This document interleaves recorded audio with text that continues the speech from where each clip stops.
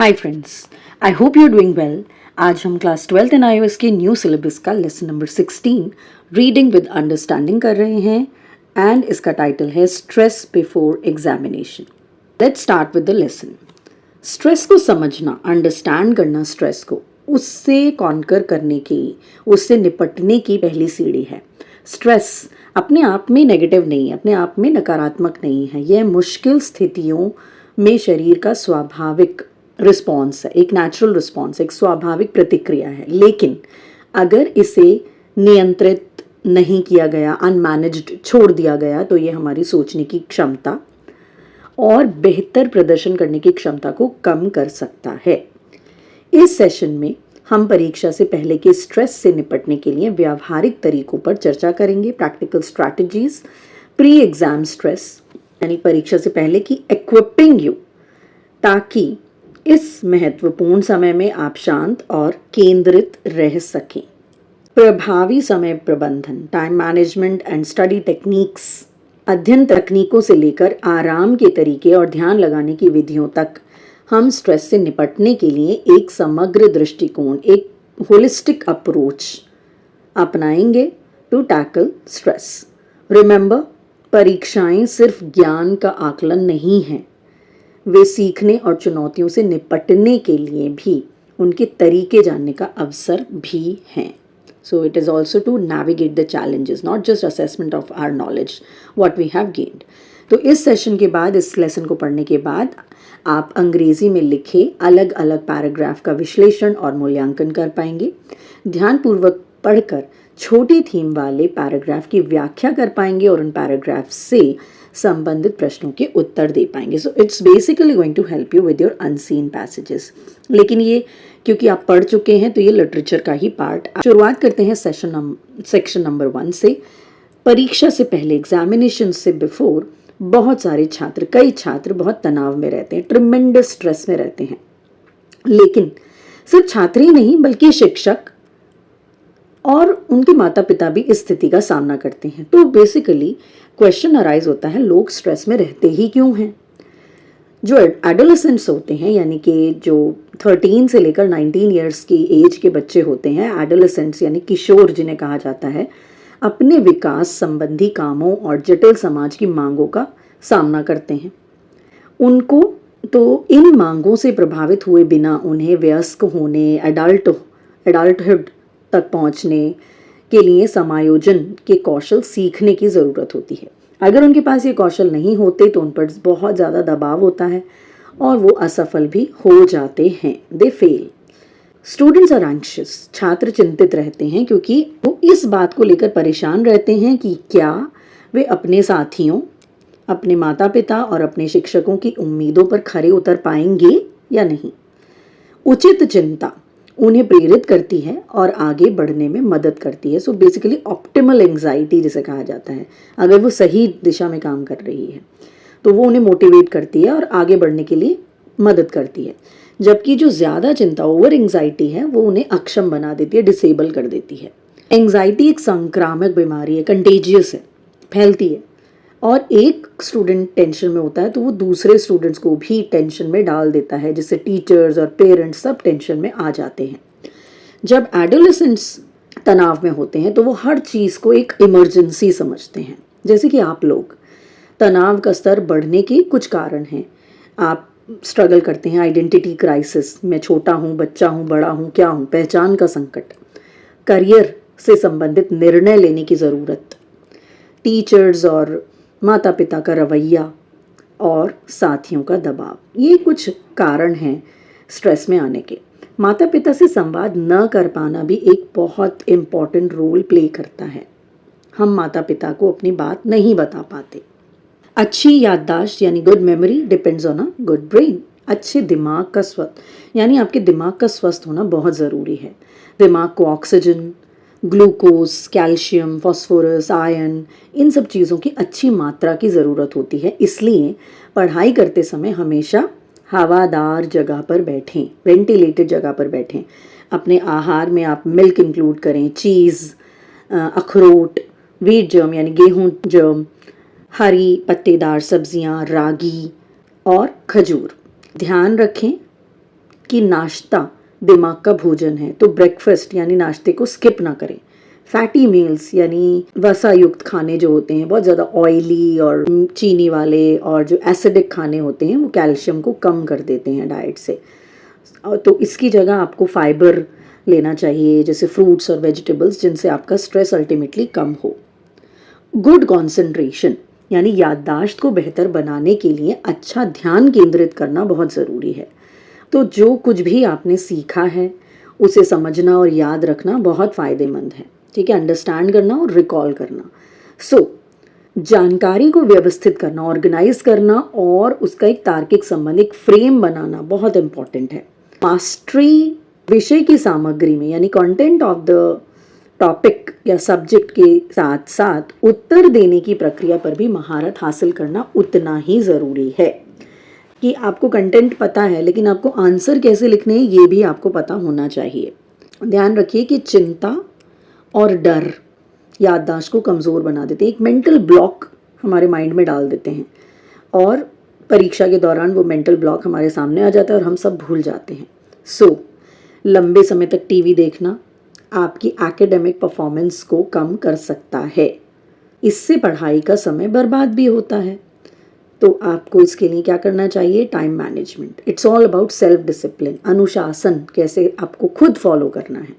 तो समय को खाली और व्यस्त समय के बीच बांटना चाहिए। व्यस्त समय क्या होता है? फील्ड टाइम क्या होता है? जो कि सोने, नहाने, खाने, कपड़े पहनने और स्कूल जाने में आप डिवाइड कर देते हैं, लग जाता है। और एक छात्र के पास 10 घंटे का अनफिल्ड टाइम होता है। अब छात्र इस समय का सबसे अच्छा इस्तेमाल कैसे कर सकता है? तो आप 10 घंटे का टाइम टेबल बना लीजिए। इसके बाद आते हैं स्लीप पर, क्योंकि स्लीप भी बहुत इम्पॉर्टेंट है। तो आपकी बॉडी को 7 से 8 घंटे की स्लीप चाहिए, शरीर को सही काम करने के लिए, शरीर को सही आराम देने के लिए और माइंड की फंक्शनिंग, मस्तिष्क को बेहतर कामकाज के लिए तैयार करने के लिए 7 से 8 घंटे की नींद बहुत ज़रूरी है। और एक पॉजिटिव सोच, एक सकारात्मक सोच ही सकारात्मक रिजल्ट दे सकता है। तो इसलिए हमेशा पॉजिटिव सोचें, इससे तनाव कम करने में मदद मिलेगी। और अगर किसी स्टूडेंट में चिंता या डिप्रेशन के सिम्टम्स दिखते हैं तो मेडिकल हेल्प इमीडिएटली, तुरंत डॉक्टर से सलाह लें। आते हैं इंडेक्स क्वेश्चन 16.1 में। फर्स्ट है ट्रू फॉल्स का क्वेश्चन। अगर स्टेटमेंट ट्रू है तो ट्रू रहने दें, फॉल्स स्टेटमेंट को करेक्ट करेंगे। So first one, only students get stress before the examination? No. So you can say students, teachers as well as the parents get stressed before examination. Failure to cope with developmental task is one of the sources. तो developmental task से failure भी एक stress का कारण है, बिल्कुल सही। A person should lead a totally stress-free life? Well, that's false because life तो कभी भी stress-free हो ही नहीं सकती. So life can never be totally stress-free. Right, you can reduce stress by sharing your feelings with parents and friends. बिल्कुल सही, आप sharing करोगे अपनी प्रॉब्लम की तो डेफिनेटली स्ट्रेस कम होगा। Adopting good study habits can help reduce examination fever. Absolutely, it's true. इसको आपको फिलअप करना है with the appropriate word.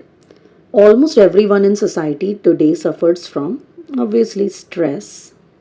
Perhaps the worst affected are, I would say adolescents. Students भी आप कह सकते हैं, students. This is because adolescents have to cope with 2 sets of problems at the same time. The developmental tasks that they need to do as a part of their growing up and adjusting into a complex society. Further, young people have to live up to the expectations of their peers, parents and teachers. They have to make difficult career-oriented decisions. Sometimes they suffer from identity crisis. However, all stress is not bad. An optimal level of stress is motivating. One can keep anxiety and fear away by good communication skills, good eating and study habits. इसका suitable title हो सकता है Examination Fever. Let's come to section 2. आपने अभी stress के बारे में पढ़ा। Now you will read stress preventive measures. A. तनाव से बचने के लिए या उसे कम करने के लिए आपको अपना टाइम ठीक से मैनेज करना चाहिए। You must manage your time properly. अपना टू डू टास्क लिस्ट बनाएं। हालांकि ये काम हमेशा एक जैसे नहीं रहते, समय के साथ उनमें बदलाव होता रहता है। सो इट इज़ यूजफुल कि आप कामों को 3 कैटेगरीज में डिवाइड कर दें, लेस इंपॉर्टेंट, रूटीन एंड इंटरपर्स, यानी कम ज़रूरी काम, रोज़मर्रा के काम, और ए और बी इंटरपर्स, A and B task with C task. A और बी कामों के बीच सी काम, जैसे कपड़े प्रेस करना, अखबार पढ़ना वगैरह। इससे ज़रूरी कामों का लगातार दबाव कम होगा। हर काम के लिए सही समय देना भी बहुत ज़रूरी है। आप किए हुए या अभी बाकी कामों को ट्रैक करने के लिए एक डायरी भी मेंटेन कर सकते हैं। B, exercise. एक्सरसाइज से चिंता कम होती है, एंग्जाइटी कम होती है, नींद अच्छी आती है। इसलिए आपको नियमित एक्सरसाइज की आदत डालनी चाहिए। तेज तेज चलना, ब्रिस्क वॉकिंग करना, तैरना, जॉगिंग, एरोबिक्स दिल को स्वस्थ रखने में फ़ायदेमंद होते हैं। जब भी संभव हो थोड़ी दूर तक, छोटे डिस्टेंसेस पर आप या तो वॉक करें या साइकिलिंग करें। यात्रा करना बहुत तनावपूर्ण होता है। बस में यात्रा करते समय आप कुछ आसान एक्सरसाइजेस कर सकते हैं। आप अपने बस में पकड़ने वाली जो रॉड है उसको पकड़कर हाथों को आगे पीछे घुमाने से आपकी कलाई मजबूत हो सकती है। आप अपनी उंगलियों को रॉड पर रखकर उन्हें पीछे की ओर दबा सकते हैं, फिर रेस्ट कर सकते हैं। इस एक्सरसाइज को 10 बार करें ताकि आपकी फिंगर्स का एक फ्लेक्सिबिलिटी बढ़े, उनका लचीलापन बढ़े। एक्सरसाइज के अलावा आप हॉबीज़ परस्यू कर सकते हैं। हॉबी से स्ट्रेस कम होता है एंड हॉबी भी उतना ही सुकून देती है जितनी नींद। यह व्यक्ति की आत्मसम्मान को बढ़ाते हैं, उनकी ज़िंदगी में आने वाली परेशानियों को या फेलियर्स को, असफलताओं को भुलाने में मदद करते हैं। और अक्सर लोग जो काम करते हैं उससे उन्हें खुशी नहीं मिलती, लेकिन चूंकि वो अपनी हॉबी अपने स्वभाव और क्षमता के अनुसार चुनते हैं, अपनी टेम्परामेंट और अपने एप्टीट्यूड के हिसाब से चुनते हैं, तो इससे उन्हें काफ़ी प्लेजर मिलता है, खुशी मिलती है। और ये हेल्दी मूड एनहांसर भी होते हैं, मूड को भी बेहतर बनाने का अच्छा तरीका है। एंड फाइनली, शांत और सुकून में रहने के लिए आपको खुद को सकारात्मक सोचने की आदत डालनी चाहिए। हर साल ऐसे छात्र जो परीक्षा में फेल होने या उम्मीद से कम प्रदर्शन करने की निराशा से नहीं निपट पाते, वो एक्सट्रीम स्टेप ले लेते हैं, आत्महत्या कर लेते हैं। ये बहुत गलत कदम है।